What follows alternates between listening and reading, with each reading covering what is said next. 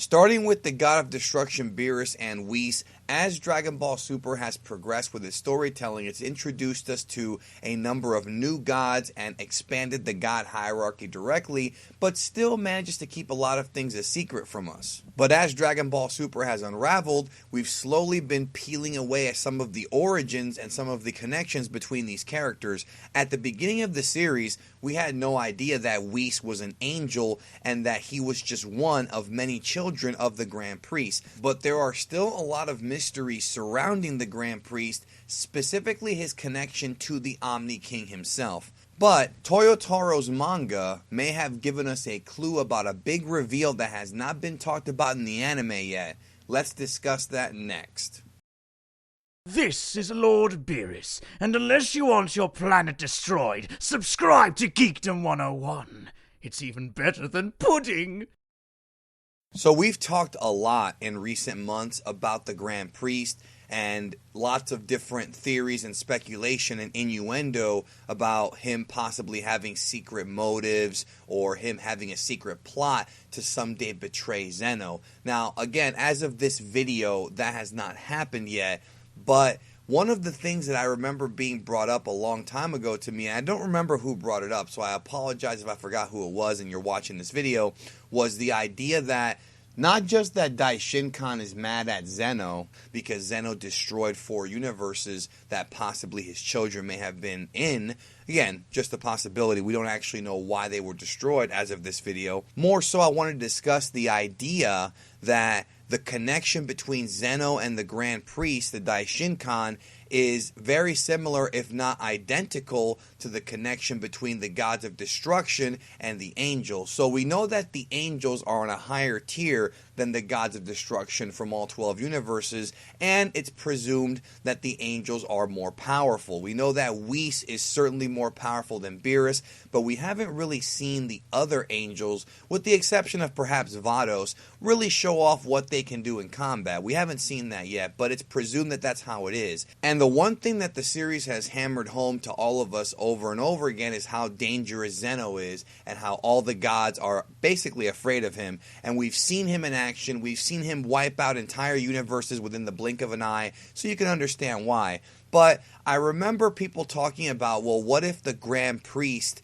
is Zeno's angel? In other words, what if the connection between the Grand Priest and Zeno is the same as the angels and gods of destruction? Now, normally, I would look at this and say, well, it seems like the Grand Priest and Zeno are on a higher tier, and they certainly are. However, the idea of the Grand Priest and Zeno being linked like an angel and a god of destruction really has been given a lot of momentum in Toyotaro's brand new Dragon Ball Super chapter. So, in Dragon Ball Super Manga Chapter 28, we see that Grand Priest has a staff. Now, these staffs with the little orbs at the end of them are associated with the angels. We've seen all the angels carry these staffs. This is the first time we've seen Grand Priest with his own staff like that of an angel. Now, this staff could, of course, be a special Grand Priest level staff that's only his, but we have not seen this staff whatsoever in the anime version. And you have to keep in mind that Toyotaro and the writers over at Toei are both basing their story from the original manuscript of Toriyama, and thus they already probably have an idea of where the story's going to go.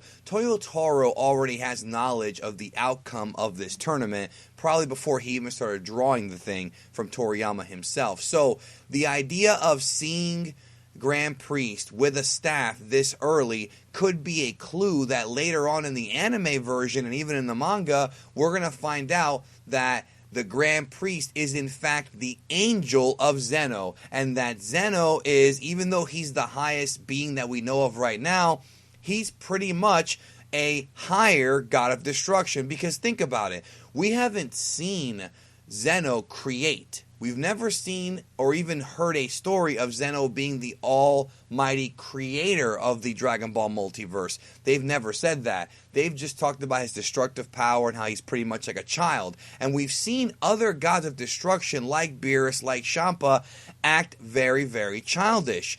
So there's a similarity there between them, but not identical. Nonetheless, Zeno has always been associated with destruction, and we've seen him destroy. In fact, you could even make an argument that the way he wipes away universes universes is similar to the Hakai technique. I mean, there's a lot of parallels there. And now that we see the Grand Priest with a staff, it could be that the Grand Priest is indeed the Angel of Zeno. But of course, that leads me to ask two more questions, which I think is going to really be on the minds of Dragon Ball fans who watch this video and who watch Super. The first question is, does that mean that the Grand Priest is actually secretly stronger than Zeno and that we've been lied to the entire time? I don't know if that's really the case, but it is possible. But I'm a little doubtful on that one, mostly because of how hard they've pushed Zeno.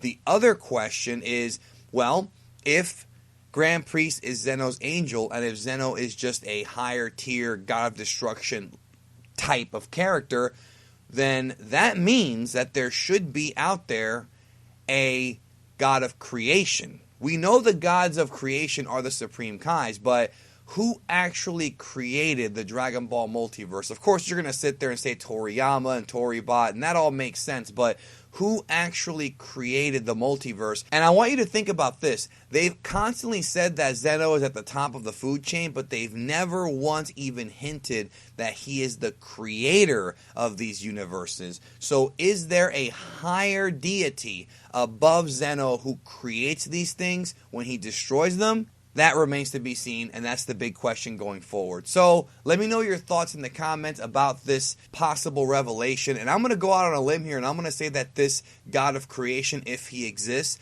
we're going to see him at the end of this arc. I could totally see a situation where, like the previous arc, when Zeno appeared and shocked Beerus and Champa, I could totally see the highest god appearing at the end of this tournament, wondering what the heck is going on, why is there so much destruction? It could happen. Let me know what you think, and thank you for watching the video. It means very much to me. Subscribe, press the bell to get notified when I upload, and if you like this video, check these out as well.